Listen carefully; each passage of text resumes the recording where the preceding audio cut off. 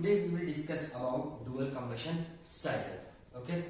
In the last lecture we will discuss about the Otto cycle and the diesel cycle. In a similar way we will discuss about dual combustion cycle. Okay. So as the name suggests, dual combustion means the combustion will take place in two processes. The first one is constant pressure process and the second one is the constant volume process. Okay. Combustion will take place in two processes. The next one is an Otto cycle and the diesel cycle. There are four processes are involved in both the cycles, but in case of dual combustion cycle there are 5 processes. Next, dual combustion cycle, the type of fuel used in dual combustion cycle mostly are diesel. Mostly is diesel. Okay, so diesel in most of the cases diesel is used as a fuel in case of dual combustion cycle. That is why sometimes it is also known as semi-diesel cycle, because half of the heat addition will take place at constant pressure and half of the heat addition takes place at constant volume. So here in dual combustion cycle we will discuss about the various processes involved in dual combustion cycle, the PV and TS diagram of dual combustion cycle, and the derivation or to derive the expression for the efficiency of dual combustion cycle. So starting the processes involved in dual combustion cycle, so again in a similar way as we discussed in petrol cycle and diesel cycles, what will happen in those cycles? The compression and expansion are always adiabatic. Hence, in a similar way, in dual combustion cycle also, compression and expansion will take place adiabatically.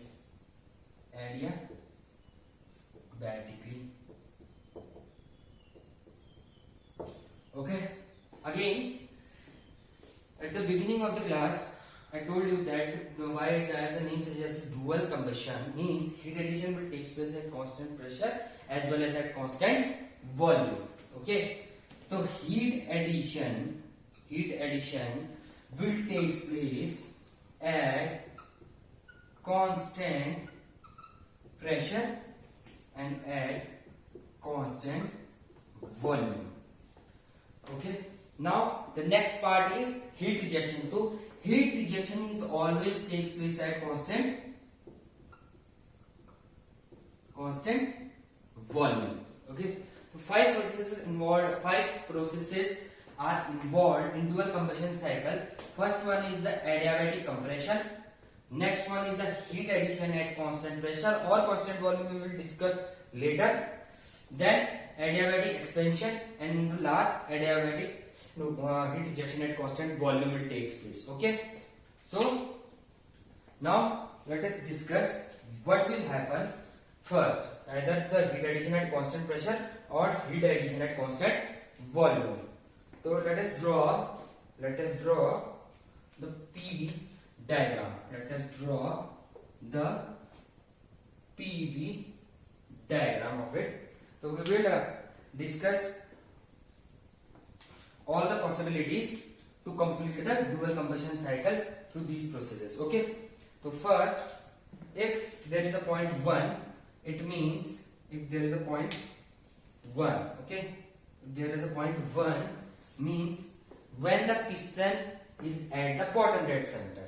Now the piston moves from bottom dead center to top dead center, means the charge inside the cylinder will compress adiabatically.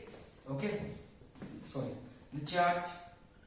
So this will be the point 1 when the piston is at the bottom dead center. Then the volume of the cylinder or the charge will be maximum, or it will occupy the maximum volume inside the cylinder. From 1 to process 2, adiabatic compression will take place. Okay, so like this, adiabatic compression will take place from 1 to 2. Adiabatic compression in a similar way as we have already discussed in Otto and the diesel cycle. Now from 2 to 1, from the next process will be the heat addition. So heat addition here takes place by through two processes. First one is the constant pressure and the next one is the constant volume. Suppose during the first half, heat addition will takes place at constant volume. Suppose 2 to 3. So heat addition will takes place at constant volume 2 to 3 means the piston remains at the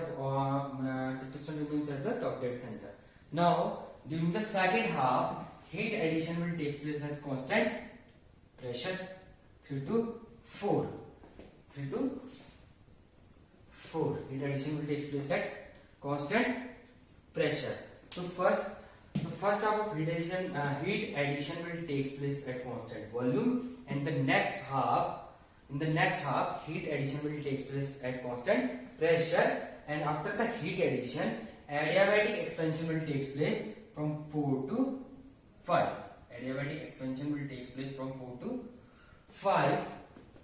And the last part, heat rejection always takes place at constant volume. Heat rejection is always takes place at constant volume. Okay. So this will be your first possibility when during the first half, at first heat addition will take place at constant volume. If anyhow I am drawing the same thing, I am drawing the second possibility in the same diagram. Okay. So if heat addition, in spite of heat addition during the first half, in spite of added at constant volume, if the heat addition takes place during the at constant pressure during the first half, means during the first half, if the heat addition will takes place during the first half at constant pressure instead of constant volume, and in the next half heat addition will takes place at constant volume instead of constant pressure. Volume instead of constant pressure, somehow like that. Okay. So what will happen? You can see that, and now this will be maybe 4 dash and this will be 3 dash. What? And after that, when heat addition at the first half, if heat addition takes place at constant pressure instead of constant volume, and in the next half, heat addition takes place at constant volume instead of constant pressure. So what happen after 4 dash? We will get a point 4 dash. After 4 dash, adiabatic again expansion takes place. It will follow the same path. So what is happening in both the cases? The amount of work done in the first case, this will be the first case. So the amount of work done in the first case, or the net work output from the engine or from the cycle in the first case will be higher by that much of shaded area. But in the other possibility, when the heat addition takes place first in the first half, when the heat addition takes place, heat added is at constant pressure and then constant volume, there will be a decrement of this much amount, the shaded amount of area. This much amount of area, there will be a decrement. Okay, that's why we use first. It will be added during the first half at constant volume and during the other half at constant pressure. Okay. Otherwise, this much amount you will lose this much amount of net work output, or the fuel consumption will be higher. So, okay. So, if I remove this, so this will be your dual combustion cycle. This will be your dual combustion cycle. So, what will happen? From 1 to 2, adiabatic compression will take place. Okay. From 2 to 3, what will happen? Heat addition at constant volume. From 3 to 4, what is happening? Heat addition at constant pressure, and from 4 to 5, adiabatic expansion will take place, and 5 to 1, heat rejection at constant volume. Okay, so these are the 5 processes which are involved during so as to complete the dual combustion cycle. Okay.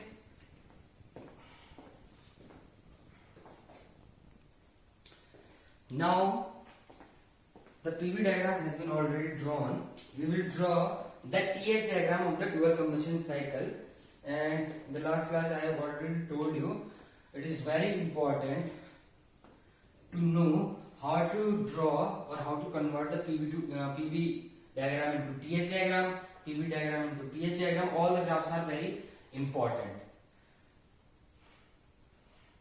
TS diagram of the dual combustion cycle or dual combustion engine, which is also known as semi-diesel cycle. Okay, so you can see that 1 to 2 is the adiabatic compression. During the compression, the pressure and temperature inside the chamber or inside the cylinder will increase, but because it is a adiabatic compression, the entropy remains the same. It means if assume that there will be a point 1, so what will happen from point 1 to point 1 to point 2?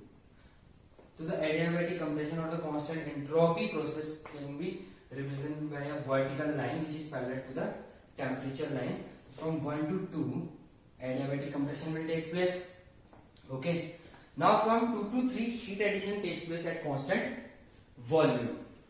Heat addition takes place at constant, which can be shown as 2 to 3. Heat addition takes place at constant. Volume is equal to volume is equal to constant. Okay, 2 to 3. Now from 3 to 4, heat addition takes place at constant pressure. So constant pressure line can be represented. Constant pressure line can be represented by this. Okay, 3 to 4, heat addition takes place at constant pressure.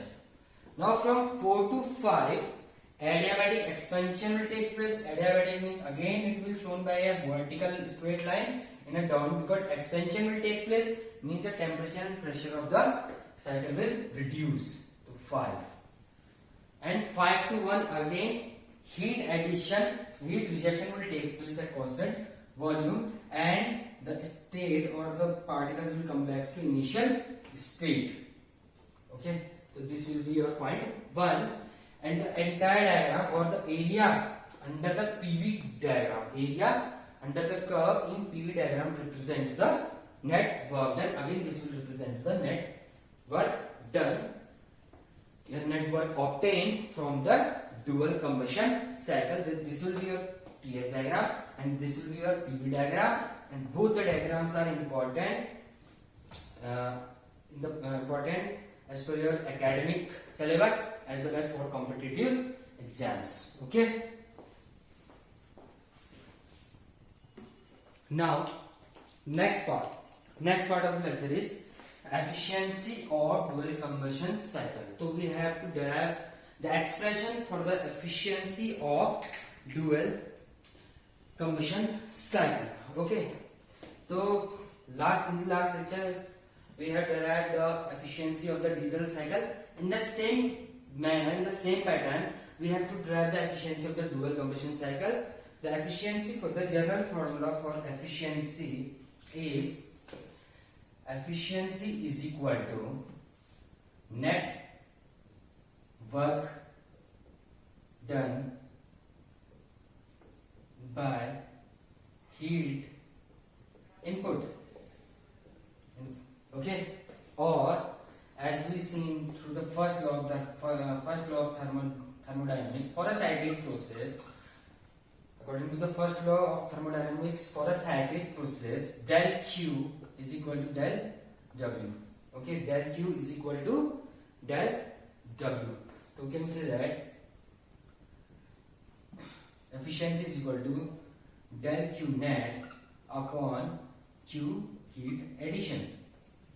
Okay, so heat addition in case of dual combustion, heat addition will take place from in this process, and in this process heat addition 1 and heat addition 2, and heat rejection will take place from here. Heat rejection, okay, only heat rejection. We will get net work out, not net work output, work out from here, and some amount of work we have to given during compression stroke. Okay, so work input. Okay, that is how. So efficiency from this equation we can write efficiency is equal to heat addition, total heat addition minus heat rejection divided by net heat addition total. Okay, total amount of heat in the cycle minus heat rejection represents the net amount of heat supplied to the system and divided by Q amount of total amount of heat addition, which is again equivalent to efficiency is equal to 1 minus H heat rejection upon total amount of heat addition. Okay, so this will be the expression for the efficiency of dual combustion cycle. Okay, I am not writing DC every time, so you have to understand this efficiency. This is the efficiency for dual combustion cycle. Okay, so first we have to write an expression for the total amount of heat addition. Okay, so heat addition total is equal to heat addition during the first phase plus heat addition during the second phase. So heat addition during first phase is at constant volume, which can be written as CV into T3 minus T2, and during the second phase heat addition will take place at constant pressure, which can be written as Cp into T4 minus T3. Okay, again this will be the net amount of heat addition takes place in the cycle. Now what will be the heat rejection? Heat rejection is equal to, again heat rejection takes place at constant volume, so it can be written as Cp is equal to T5 minus T1. Put these values into the efficiency expression, then efficiency is equal to 1 minus Cp T5 minus T1 upon Cv T3 minus T2 plus Cp into T4 minus T3. This will be the expression in terms of temperature for the efficiency of dual combustion cycle. Here again there is Cp and Cv terms. So what we are doing, we take common Cp from the numerator as well as from the denominator. So what we left in the equation, 1 minus T5 minus T1. Take Cp as common and Cp from here and also here. So Cp will cancel out each other, and here what will left? Okay. There will be some confusion. This is not Cp because heat rejection will take place at constant volume. So Cv, again here Cv. Okay, that's the only mistake I have done. Okay, so Cv, take common Cv from numerator and denominator, and both will cancel out each other. So Cv, take common Cv. So what will left in the numerator? T5 minus T1, and again here what is left? T3 minus T2 plus Cp upon Cv. What will left? Cp upon Cv. Again Cp upon Cv.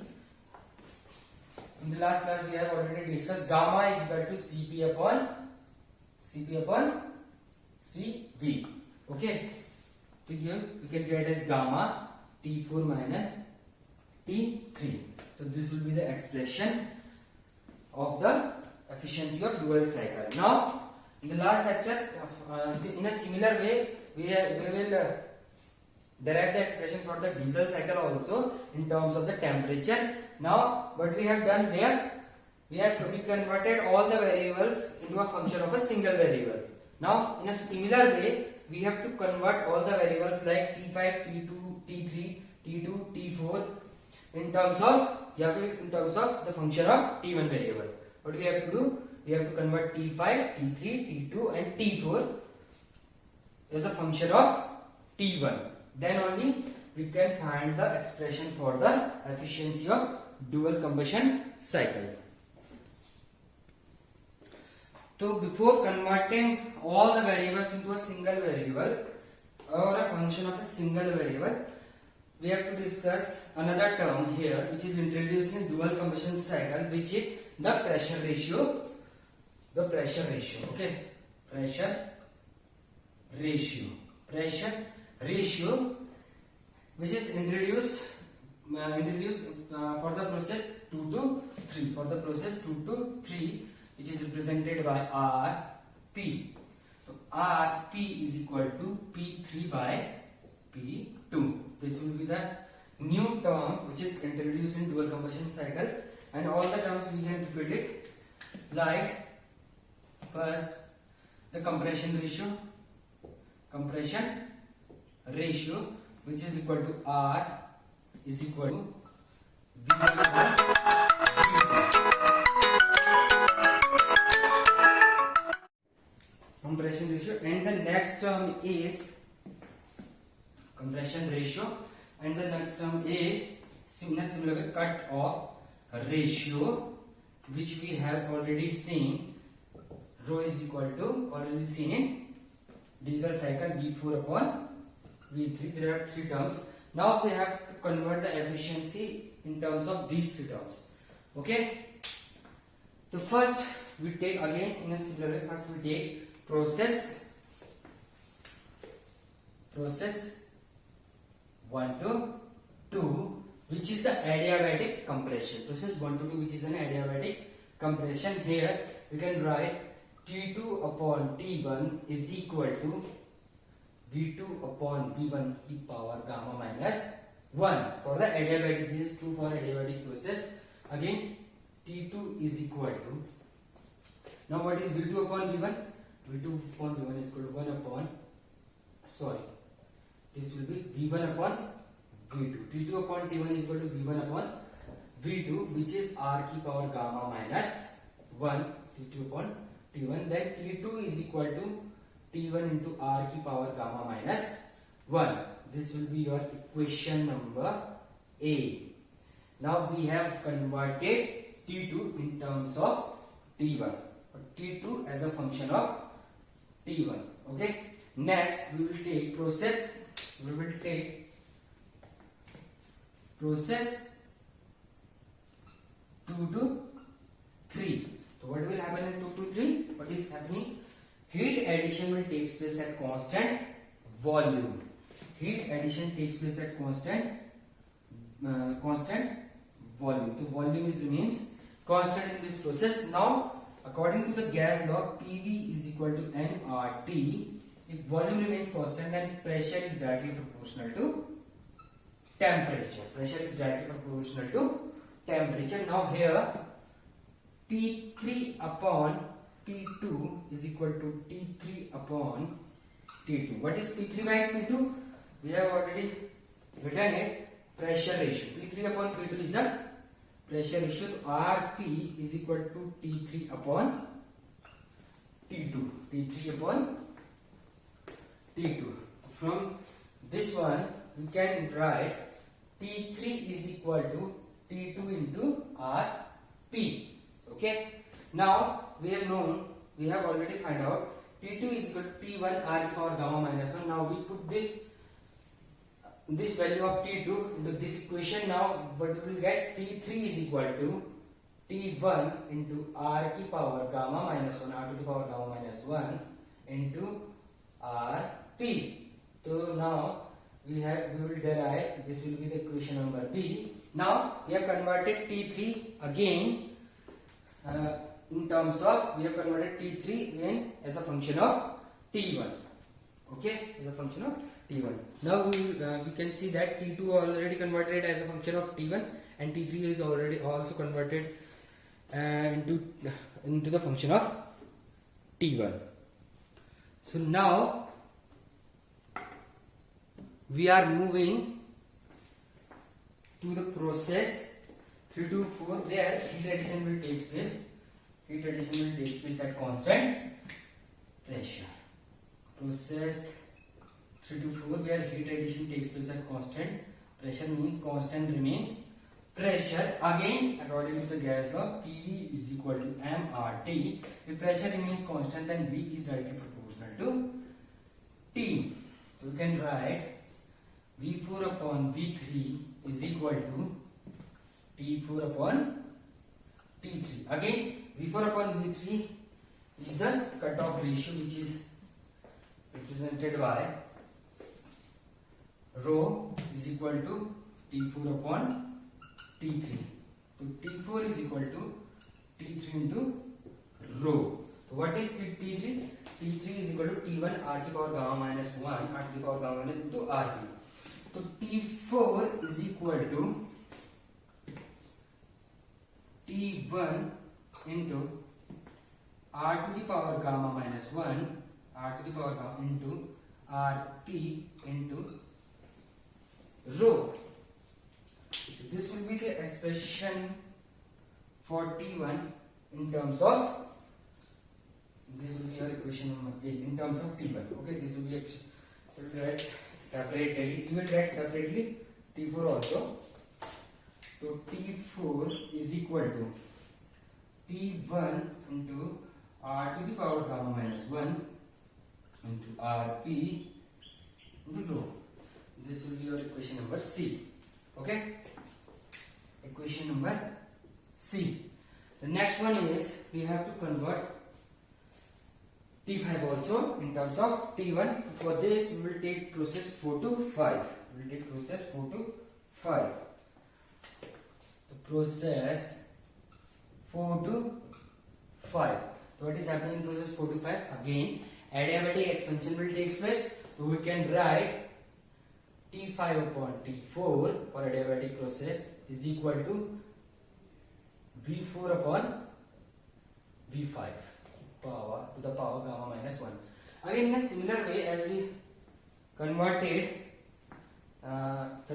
in diesel cycle, we converted this expansion ratio in the form of rho and R and rho, compression ratio and cutoffs. In a similar way, we have to convert this also. Now V4 upon V5 can be written as, we can say V4 upon V5 can be written as V4 upon V1. Okay. So V1 again, what is V1? V1 and V5 are both are equal. Now multiply this equation, you have this side RHS with multiply and divide by V3 and V3. Okay. Now we will rearrange these terms. V4 upon V3 into V3 upon V1.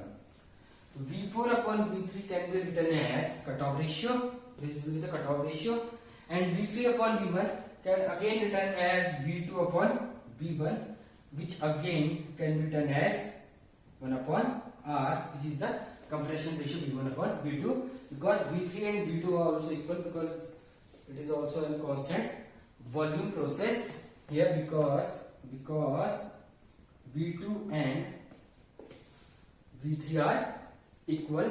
So V4 upon V5 can be written as rho upon R, just like we have derived in diesel cycle. In a similar way, here V4 upon V5 is equal to rho upon R. Now V4 upon V5 is equal to rho upon R. So what we have written for this process 4 to 5, T5 upon T4 is equal to V4 upon V5 to the power gamma minus 1. It means rho upon R to the power gamma minus 1, T5 upon T4. Okay, T5 upon T. So what is T5? T5 is equal to T4 into rho to the power R gamma minus 1.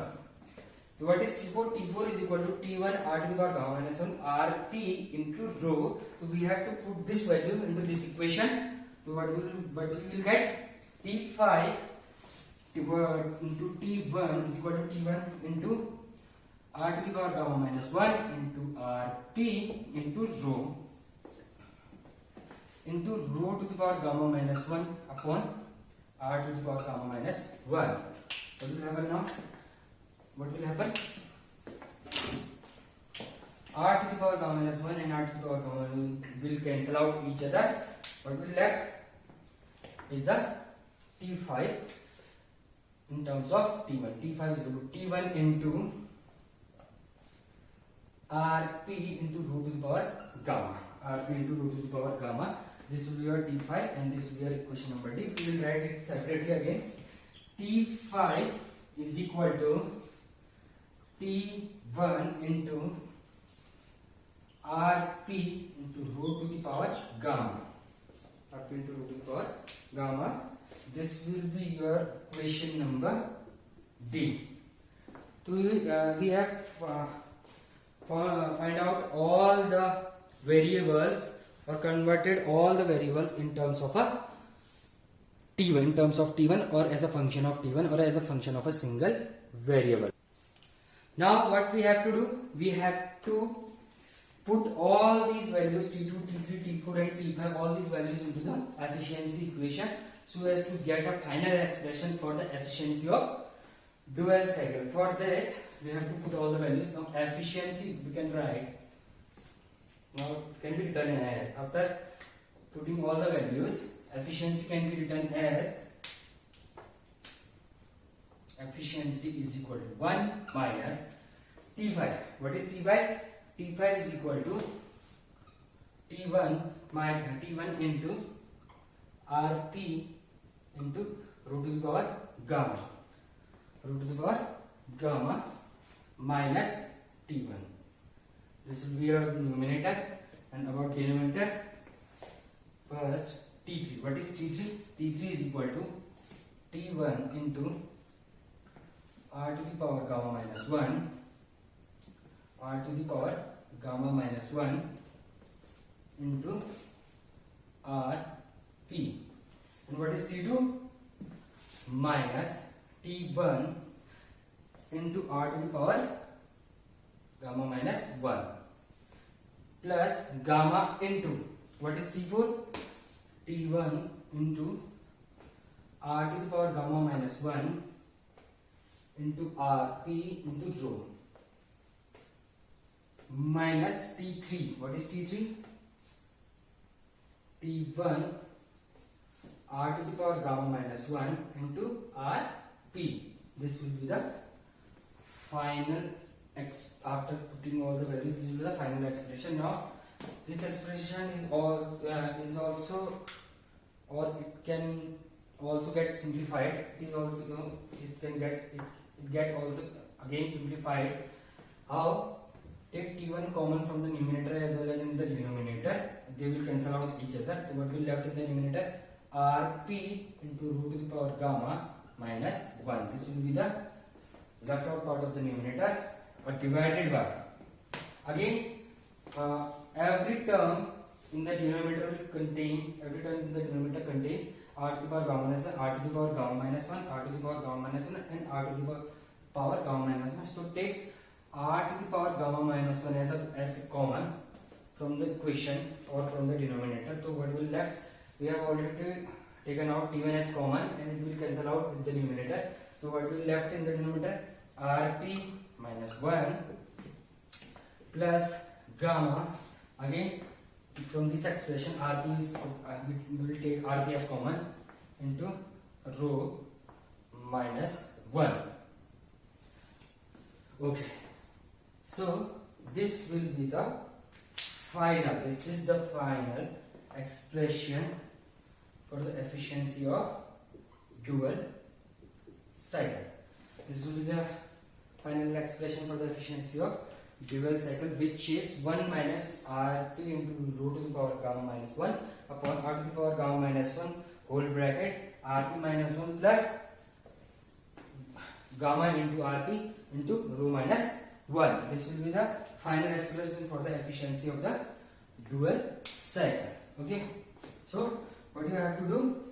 Most of the competitive exams, they will directly ask you the expression for the dual cycle and the expression for the diesel cycle and the expression for the Otto cycle. Directly they will ask you. They will ask for you. So what you have to do? You have to remember it.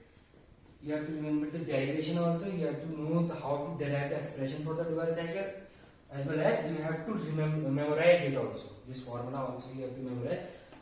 So to save your time in the competitive exams, only for the competitive exams. Okay. In for your semester exams, they will ask you the derivation for the dual cycle. They have been asking for many times So many times they have been asking for the expression or derived expression for the efficiency of the dual combustion cycle. So you also know the way how to derive the expression for the dual combustion cycle. Okay. So that's it. This is it for this lecture. Okay, and we will definitely meet in the next lecture with some new with the new topic and some questions also. We will also do some competitive questions also in the next lecture. So guys, do like the please comment below about the lecture. Also, what are the pros and what are the cons of the lecture? What I am liking of it? What I am liking on the lecture? Okay. The next one, what you want me to give a lecture on what topic related to mechanical engineering, and please like, subscribe and share. Thank you very much.